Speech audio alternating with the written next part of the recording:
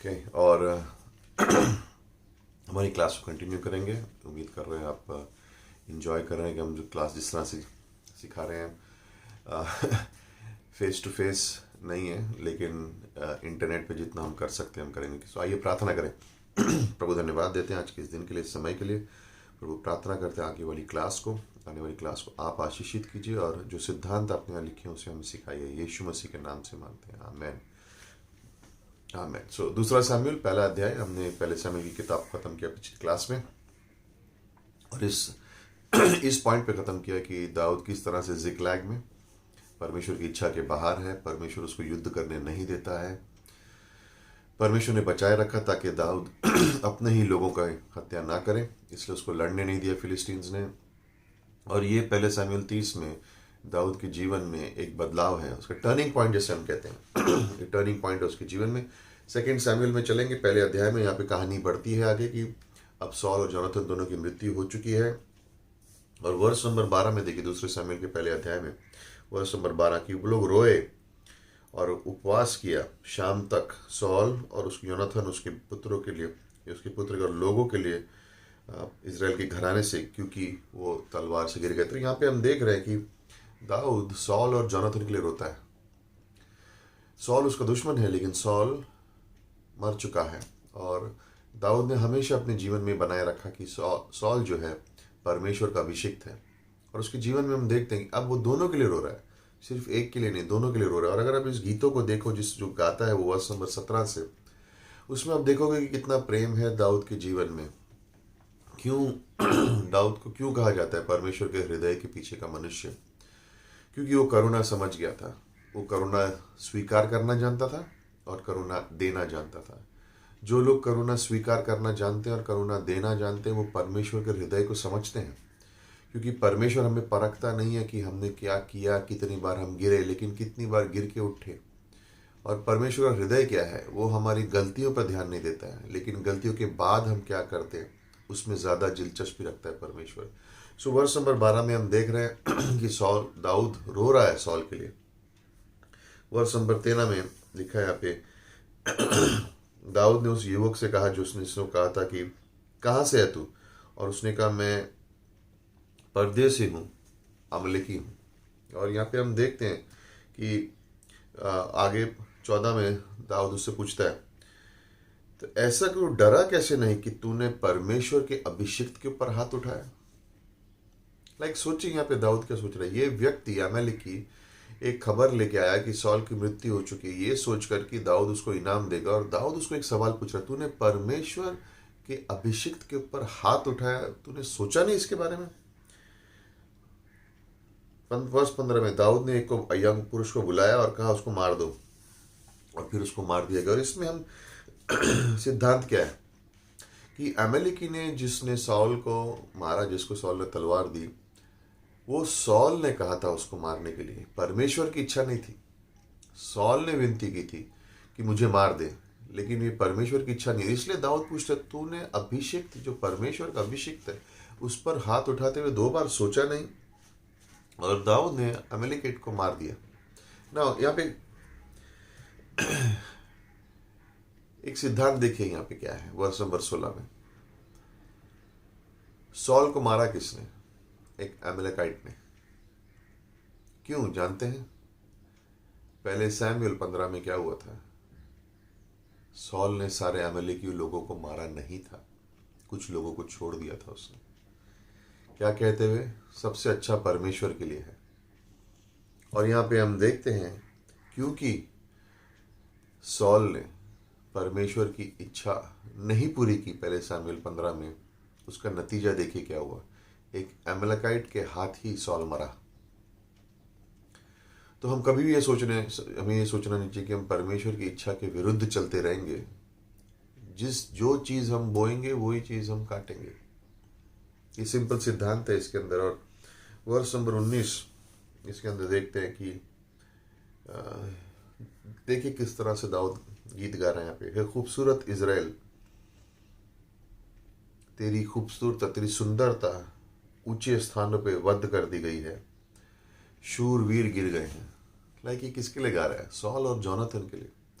दाऊद के जीवन में, दाऊद के मन में प्रेम था उनके लिए कि तेरे शूरवीर गिर गए हैं। उसने ये नहीं कहा कि जॉनथन गिर गया और सॉल तो मर गया, अच्छा हुआ, लेकिन उसने कहा दोनों तेरे शूरवीर गिर गए हैं। क्यों? ये सिद्धांत है, क्रूस के दुश्मनों को जीत का मौका नहीं देना।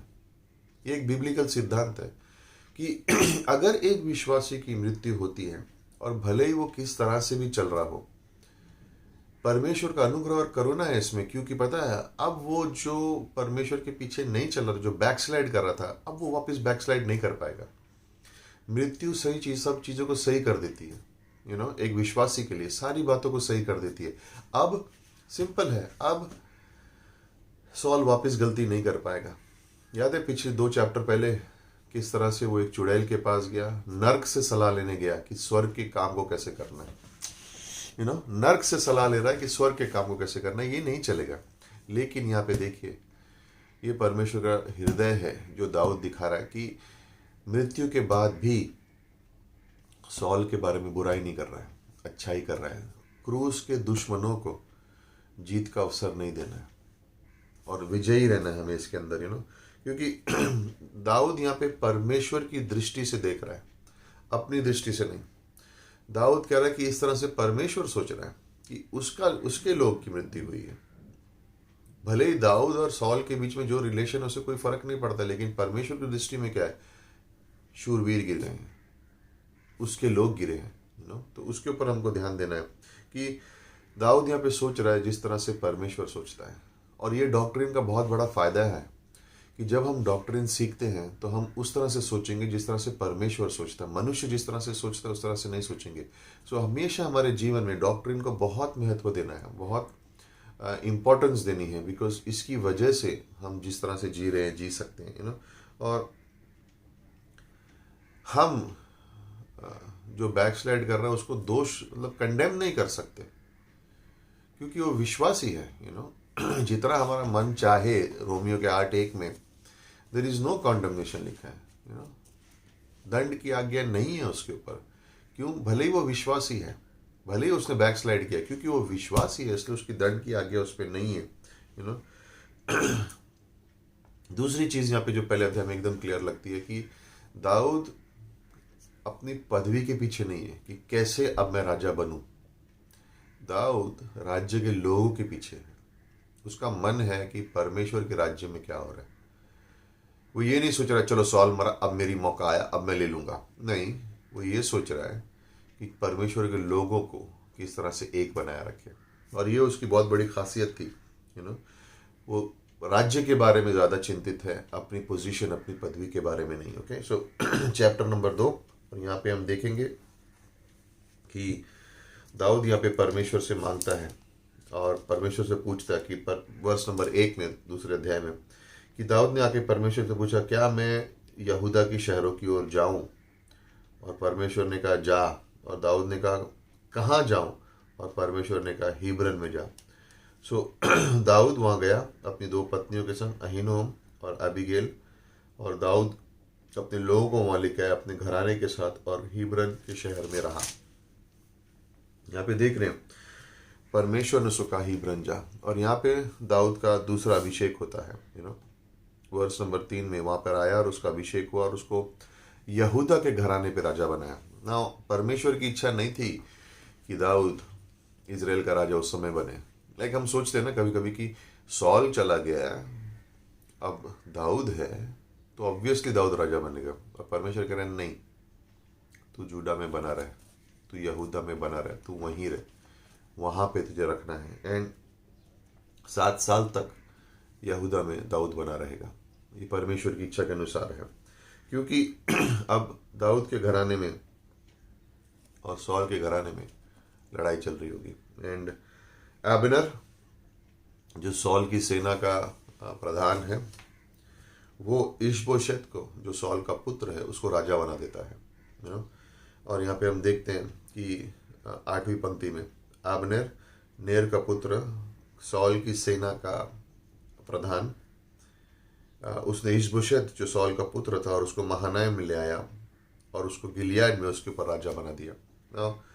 यहाँ पे हम देख रहे हैं कि एबनर बना रहा है जोएब और एबनर, और अब देखते हैं कि वर्ष चैप्टर नंबर 2 में कि अब यहाँ पे दाऊद के घराने और सॉल के घराने के बीच में लड़ाई चलेगी, आपस में लड़ रहे हैं। और दो तरफ पे दो कैप्टन हैं, दो प्रधान हैं, एक है एबनर, दूसरी तरफ है जोएब, और ये दोनों के बीच में लड़ाई है। और ये चैप्टर नंबर 2 में हम हमें दिखता है। और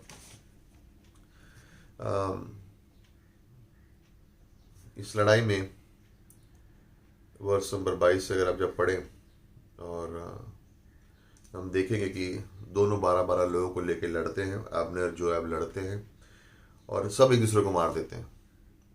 ये लड़ाई इसलिए होती है ताकि सारी सेनाओं को लड़ना ना पड़े, और एबनर आशाएल को भी मार देता है। तो वर्ष नंबर 24 से हम देखना शुरू करते हैं कि जोएब और अबीशाय एबनर का पीछा करते हैं जब वो नीचे जा रहा है, और अमना की जगह पर आते हैं, है ना, और बेंजामिन के पुत्र हैं वहाँ पर। ओके, सो वर्ष नंबर 27 में जोएब कहता है, जब तक परमेश्वर जीवित है, अगर तुमने सही नहीं बोला होता तो वो चला गया होता यहाँ से। दूसरे जाने के बदले 28 में उसने जोएब ने तुरी बजाई और सारे लोगों ने लड़ाई कर दी और इजराइल के पीछे ना हुए और ना लड़ने लगे। ओके, सो सिविल वॉर, दोनों के बीच में लड़ाई, दोनों घरानों के बीच में लड़ाई है। और यहाँ पर दूसरा अध्याय इंपॉर्टेंट इसलिए कि यहाँ पर ईशबोशेत को इजराइल पर राजा बनाते हैं, दाऊद को नहीं, और दाऊद बनता है राजा यहूदा के 2 गोत्रों के ऊपर हिब्रन में। ओके, चैप्टर नंबर 3 और वर्ष नंबर 12 में हम देखते हैं कि एबनर ने दाऊद को संदेशवाहक भेजे कि ये कहते हुए कि जमीन किसकी है, अपनी वाचा मेरे संग बांध और मेरा हाथ तेरे संग हो और तेरे को इजराइल के ऊपर पूरा लेके आए, यू नो। और वर्ष नंबर 13 में, अच्छा मैं तेरे लिए वाचा बांधूंगा, लेकिन एक चीज मैं तेरे संग मांगता हूँ कि तब तक मेरा चेहरा नहीं देखेगा जब तक तुम मिकाएल सॉल की बेटी को मेरे पास नहीं लेता। तो यहाँ पे एबनर दाऊद को संदेश भेज रहा है कि क्यों ना हम मिलकर एक राज्य बना लें, एक राज्य बना ले, आपस में दोनों घरानों में लड़ने के बदले में जरूरत क्या है। और वर्ष नंबर 20 में एबनर 20 लोगों के संग दाऊद के पास आया हिब्रन में। दाऊद ने वहाँ पे एक पार्ट जैसे फीस्ट रखी और एबनर और उसके लोगों के संग। सो यहाँ पर एबनर संदेश लेकर है, क्यों ना हम दोनों घराने लड़ाई करने के बदले एक हो जाते हैं। और एक होने से यहाँ पे दाऊद उसको बुलाता है, मिकाएल को लेके आ, और ताकि हम लोग, और यहाँ पे उनकी फीस्ट है और हिब्रन में है। और वर्ष नंबर 22 से हम देखेंगे कि जोएब अब एबनर की हत्या कर देता है, लेकिन कहाँ पर करता है? हिब्रन में। हिब्रन शरण स्थान का शहर है, जोएब को ये करना नहीं चाहिए था। वहाँ शरण स्थान के शहर में आप किसी की हत्या नहीं कर सकते ना। यहाँ पे सिद्धांत है लहू बहाने का। याद है जोएब के भतीजे को, भांजे को पिछले अध्याय में एबनर मार देता है, और यहाँ पर जोएब हक मांग रहा है या लड़ाई करने के लिए, अपना बदला लेने के लिए, लेकिन बदला शरण स्थान के शहर में नहीं ले सकते। और यहाँ पर जोएब वो गलती करता है। और वर्ष नंबर 33 में देखिए, और वहाँ पे लिखा है कि राजा ने ये कहा कि एबनर, क्या एबनर एक मूर्ख की तरह मरना चाहिए? तेरे हाथ बांधे हुए नहीं है, फिर भी लोग रोए उसकी मृत्यु पर ना। यहाँ पे सिद्धांत क्या है कि अगर एबनर को पता है कि जोएब बदला लेने वाला है क्योंकि उसके भतीजे की मृत्यु हुई है, तो एबनर मिलने क्यों गया? क्योंकि नियम के अनुसार युद्ध के समय में एक दूसरे से बदला लेना, लहू का बदला लेना अलाउड नहीं था। तो एबनर इसलिए जोएब से मिलने जाता है ना। दोनों इंपॉर्टेंट लोग हैं, दोनों सामर्थ्य लोग हैं, और एबनर एकता बनाना चाहता है, लेकिन जोएब एकता नहीं बनाना चाहता। उसका कारण ये है कि जोएब चाह रहा है कि, वो जानता था जोएब कि अगर दोनों राज्य एक हो गए तो सेना का परम अधिकारी एबनर होगा, जोएब नहीं। तो अपनी पोजीशन को बचाने के लिए जोएब एबनर को मार देता है। लेकिन ये दाऊद का हृदय नहीं है। दाऊद सच्ची में एकता चाहता था, लेकिन जोएब ने मार दिया, और उसने दाऊद का नाम खराब किया उसके अंदर, क्योंकि जोएब कहता है कि तू दाऊद के यहाँ से आया, लेकिन ये दाऊद का हृदय नहीं था।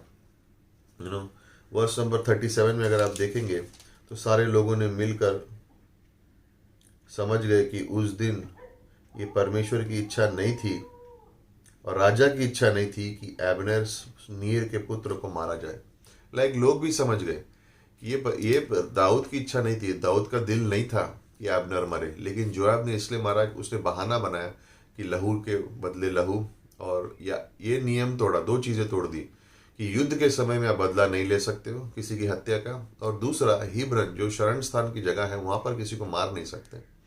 ये दोनों चीज़ें तोड़कर, क्यों? क्योंकि वो कमांडर बना रहे कि अगर दोनों एक दिन सेनाएं एक हो जाती हैं तो जोयाब फिर भी अपना मेन कमांडर बना रहेगा आर्मी का, और एबनर नहीं, तो वो चीज़ें हमें ध्यान रखनी है कि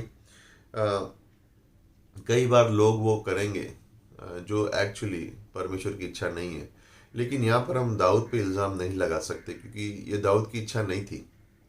दाऊद की इच्छा परमेश्वर के हृदय के पीछे चलने की थी। जोआब की इच्छा थी कि उसको स्थान मिले, और इसलिए यहाँ पर हम देखते हैं कि ये प्रॉब्लम हुआ, और दाऊद एकदम बना देता है। ना यहाँ पर कौन सा वो व्यक्ति है जिसकी कमी दाऊद को एहसास होगी? जोनाथन। हर एक पासवान के जीवन में एक जोनाथन की जरूरत है। हर एक पासवान के जीवन में, एक अगुवे के जीवन में एक जोनाथन की जरूरत है, और हमें जोनाथन के ऐसे लोग चाहिए जो हमारे संग लॉयल रहें, जो हमारे संग बने रहें, जो हर पैस्टर, हर अगुवे के संग एकता में बने रहें, एंड उनका मन उनके अगुवे के मन की तरह हो, सेम माइंड, सेम प्रेम हो उनका जीवन में, है ना। और इसलिए जोआब के ऊपर जो जोआब ने किया, उसका दोष कभी दाऊद पे हम लगाएंगे नहीं, क्योंकि ये दाऊद का हृदय था ही नहीं। और इसलिए हमें सावधान रहना है कि हमारा हृदय किसके पीछे है, हम किसके पीछे चल रहे हैं, परमेश्वर के पीछे चल रहे हैं या हमारे अपने हृदय के पीछे चल रहे हैं। परमेश्वर की बातें हैं जो हमें मजबूत बना रही हैं, या हमारी अपनी इच्छाएं हमें मजबूत बना रही हैं।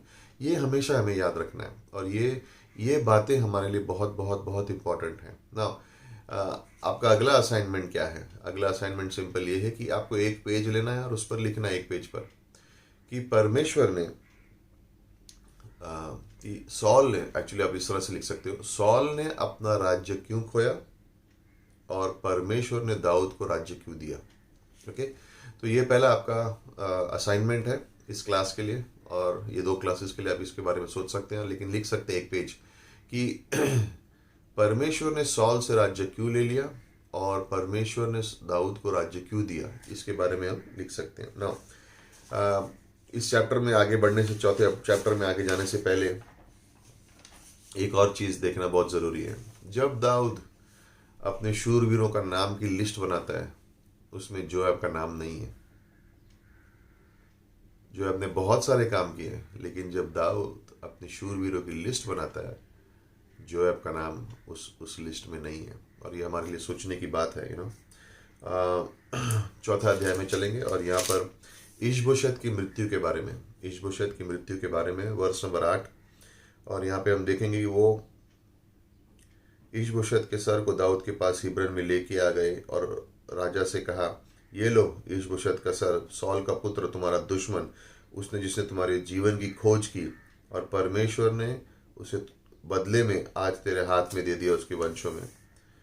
और दाऊद ने रेकाब के और बाना उसके भाई से कहा कि जब तक परमेश्वर जीवित है, जिसने मेरे जीवन को छुटकारा दिया इन सब तकलीफों से, जब सॉल की मृत्यु लेके कोई मेरे पास आया तो मैंने उसको पकड़ के मार दिया। अब कितना हो कि तुम दुष्टों ने एक धर्मी इंसान को मार दिया, उसके ही घर में, उसके ही बिस्तरे में, तो क्या मैं तुम्हारा लहू नहीं चाहूंगा उसके लिए। और यहाँ पे हम देख रहे हैं कि वर्ष 8 से और 11 तक दाऊद इन दोनों आदमियों को मार देता है जो ईशबोशेत को मार के आते हैं। लाइक वर्ष नंबर 12 में दाऊद ने युवकों को आदेश दिया और उन्होंने दोनों को मार दिया, उनके हाथ काट दिए और उनको टांग दिया हिब्रन के पूल के पास, और उनका सर लिया, ईशबोशेत का सर लिया, और उसको अब्नेर की कब्र के पास हिब्रन में दफना दिया। यहाँ पे हम देख रहे हैं कि अब्नेर और ईशबोशेत अब दोनों मर चुके हैं, और यहाँ पे दाऊद कह रहा है कि तुमने ईशबोशेत को मारा क्यों? जब कोई मेरे पास खबर लेके आया था कि सॉल को हमने मार दिया, उसको मैंने छोड़ा नहीं, तो तुमने हाथ कैसे उठाया परमेश्वर की मनुष्य के ऊपर? और दाऊद के जीवन में हम यहाँ देख रहे हैं कितनी सुरक्षा है, क्योंकि दाऊद ने एक वाचा बांधी थी इन अ सेंस, और उसने कहा था कि उसके बेटे को नहीं मारेगा। और यहाँ पर हम देख रहे हैं कि जो भी लोग दाऊद के विरुद्ध आए, पर दाऊद ने कहा परमेश्वर उनको संभालेगा। उसने अपने हाथों में कानून को नहीं लिया। जो परमेश्वर करना चाहेगा परमेश्वर करेगा, सो ये चैप्टर उसके बारे में, वर्ष चैप्टर नंबर 5 में अब दाऊद का अभिषेक हो जाता है सारे इजराइल के ऊपर, और वो राजा बनेगा यहाँ पर। और अब वो 30 वर्ष का है। ओके, 7 साल हिब्रन में है, 33 वर्ष यरूशलेम पर राज करेगा वो। और पहले क्रॉनिकल्स, पहले इतिहास 11:6 में यरूशलेम के ऊपर किस तरह से जीत पानी है उसके बारे में था। जोएब अच्छा काम करने वाला है, सेवक है, लेकिन वर्ष नंबर 7 में देखिए, फिर भी दाऊद ने जायन पर कब्जा किया, जो डेविड का शहर कहा जाता है, दाऊद का शहर माना जाता है ना। वर्ष नंबर 7 में दाऊद का शहर, ये किसके बारे में बात हो रही है? यरूशलेम के बारे में। पहली बार हम यरूशलेम का नाम देखते हैं उत्पत्ति 14 वर्ष 18 में, जहाँ पे हमें दिखता है मेल्कीजेडेक सलेम का राजा। मेल्कीजेडेक सलेम, सलेम यानी जेरूशलेम के बारे में। और उसको कई जगह पे जेरूशलेम को जायन का शहर, दाऊद का शहर, सलेम, इन अलग अलग शब्दों से कहा गया है। और जेरूशलेम की जो जहाँ पर ठहराया गया है वो यहूदा और बेंजामिन के गोत्रों के बीच में, लेकिन यहूदा के गोत्र में पड़ता है, और ये परमेश्वर के शहर है। यरूशलेम आज भी यहूदियों के लिए, विश्वासियों के लिए और मुसलमानों के लिए, इन तीनों के लिए आज भी बहुत महत्वपूर्ण शहर है यरूशलेम। और ये परमेश्वर की शहर है। लेकिन यहाँ पर उसको कहा गया दाऊद का शहर है, उसका नाम है ये, ओके, क्योंकि दाऊद ने वहाँ पे राज्य किया 33 वर्ष के लिए। जब हम 2010 में इजराइल गए थे और हमारे इजराइल हम सफ़र कर रहे थे, तो जो हमारे संग गाइड था और हम सारे इजराइल में घूमे, लेकिन जेरूशलेम की ओर जब हम आने लगे तो वो शहर की रोशनी को देखते हुए इसने गाना गाना शुरू कर दिया। ये यहूदी जो हमारे संग था, इसने गाना शुरू कर दिया, जेरूशलेम जेरूशलेम। मतलब वो शहर यहूदियों के लिए इतना प्रिय है कि जब वो यरूशलेम के बारे में बात करते हैं, क्योंकि परमेश्वर का स्थान है, वो परमेश्वर का शहर है। यहाँ से मसीहा यानी यीशु मसीह अपने 1000 वर्ष के राज्य में सारे संसार पर राज्य करेगा। पवित्र शहर है, पवित्र स्थान है, और पहली बार हम उसको देखते हैं उत्पत्ति 14 वर्ष नंबर 18 में। वर्ष नंबर 17 में हम देखेंगे, और यहाँ पर जब फिलिस्तीन ने सुना कि उन्होंने दाऊद को इजराइल के ऊपर राजा बना लिया, तो वो चले गए और दाऊद की खोज में निकल गए। और जब दाऊद ने सुना उनके बारे में, तो वो उनके पास गया, उनके शरण स्थान के पास, और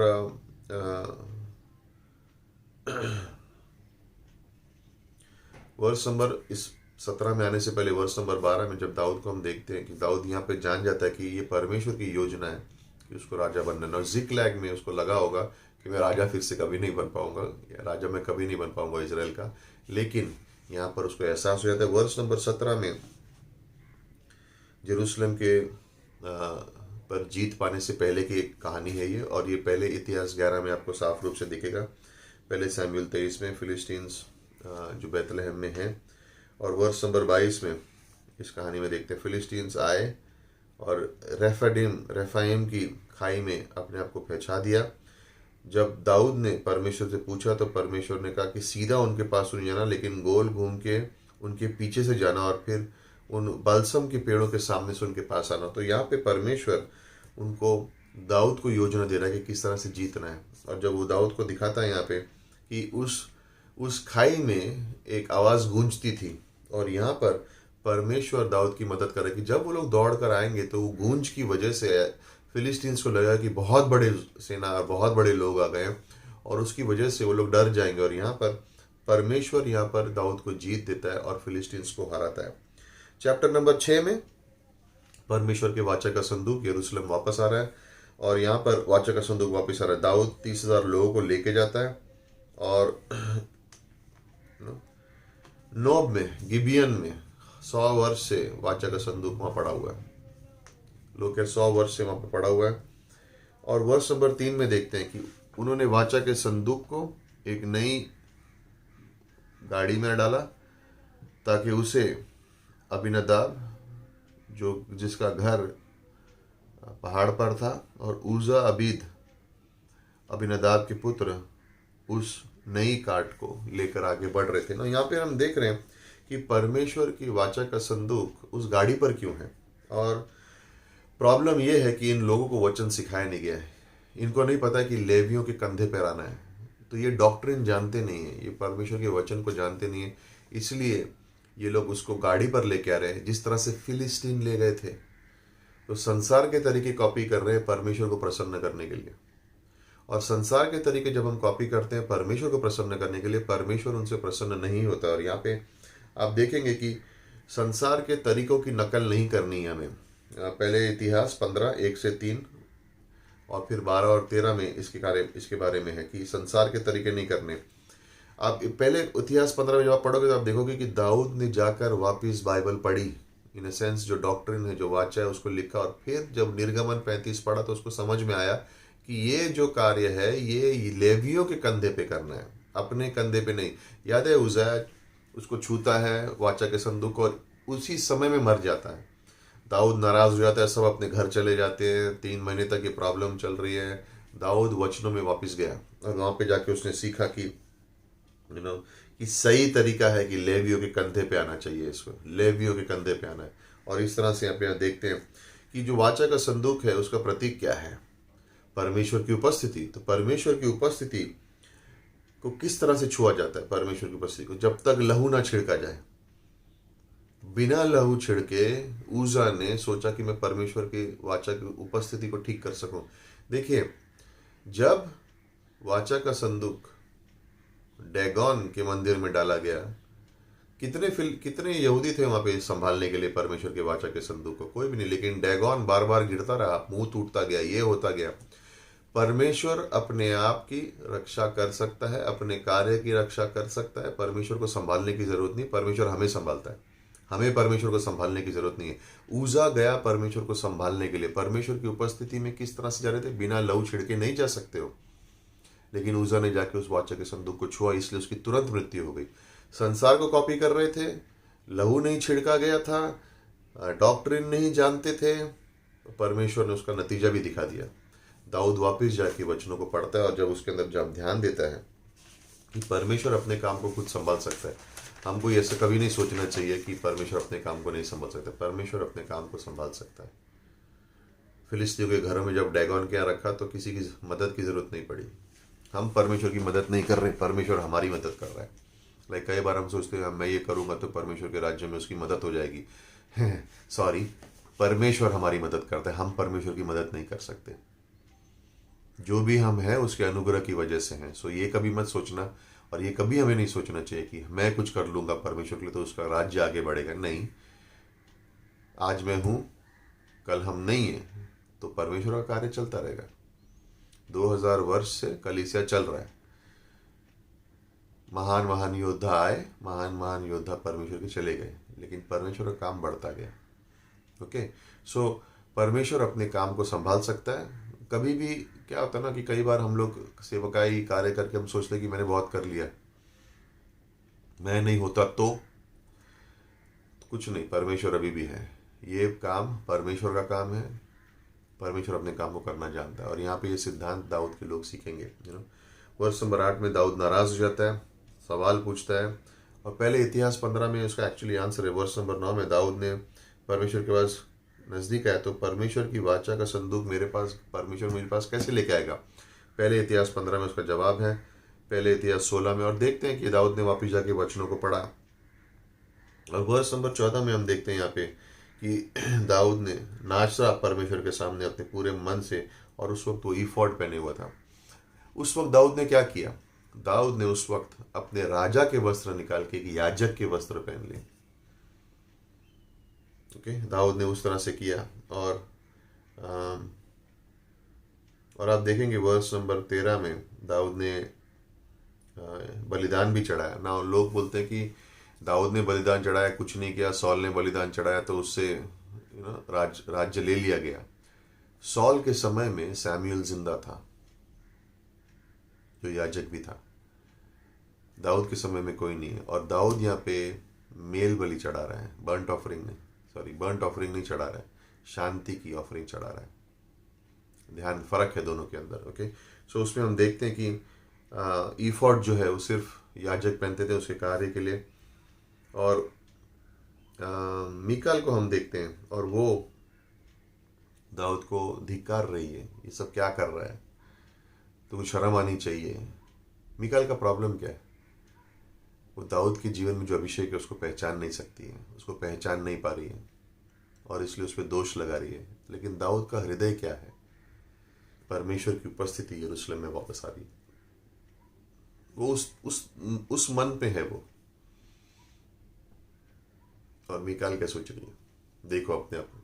मीकाल अपनी प्रसिद्धता, अपनी प्रेस्टीज, मेरा नाम हो रहे, उस पर उसका ज्यादा ध्यान है। हम कैसे दिख रहे हैं लोगों के सामने, उसका ध्यान उन चीजों पर है। और इसलिए हम देखते हैं यहाँ पे वर्ष नंबर 21 में कि जिंदगी भर उसको बच्चे नहीं हुए। और याद रखना, मीकाल के बारे में जब लिखा है बाइबल में, तो हमेशा यह लिखा है सॉल की बेटी, दाऊद की पत्नी नहीं लिखा है, क्योंकि वो सांसारिक तरीके से ही रही, अभिषेक नहीं समझी। जैसे सॉल अभिषेक को नहीं समझा, वैसे मीकाल भी नहीं समझी। और यहाँ पे दाऊद जो अपने राज्य के जो वस्त्र हैं, जो एक राजा के वस्त्र को निकाल के एक याजक के वस्त्र पहन रहा है, क्योंकि परमेश्वर की उपस्थिति वापस आ रही है। लाइक दाऊद समझ रहा है कि मैं तो एक्चुअली कुछ भी नहीं हूं परमेश्वर के बिना, मैं तो कुछ भी नहीं हूं परमेश्वर के बिना। लेकिन मीकाल नहीं समझती है, शारीरिक इंसान है, नेचुरल थिंकिंग है, सांसारिक थिंकिंग है। लेकिन दाऊद की सोच किस तरह से है? परमेश्वर की सोच है, अभिषिक्त है वो। सो क्लास को यहीं रोकेंगे और फिर दूसरे सैमुएल 7वें अध्याय से अगली क्लास में स्टार्ट करेंगे। ओके, आमेन।